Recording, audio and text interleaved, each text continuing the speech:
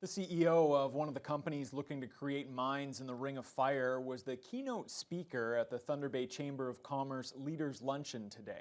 Kristen Straub of Wyloo Metals gave an update on the company's activities related to the Eagle's Nest nickel mine project. So new deposits will ultimately have to be put into production, and we face a choice as Canada.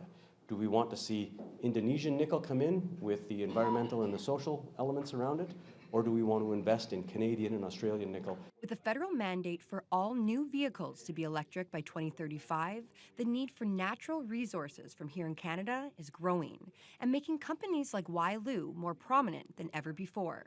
The planned roads to access the Eagle's Nest mine in the Ring of Fire will travel near multiple Indigenous communities, including Martin Falls and Webequie, which have given support. But Neskantaga and other First Nations have been vocal opponents to opening up that region to mining. Wyloo CEO Kristen Straub spoke about how they're addressing the resistance from some communities. That's entirely up to the First Nations on that particular side, but our commitment is to continue to work with Webequie and Martin Falls. Hopefully communities like Araland, where the corridor and the road is anticipated to pass through, we'll be able to have ongoing discussions with them.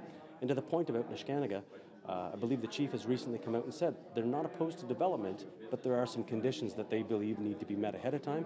I think that that's something that they can continue to work towards, and we can support if required.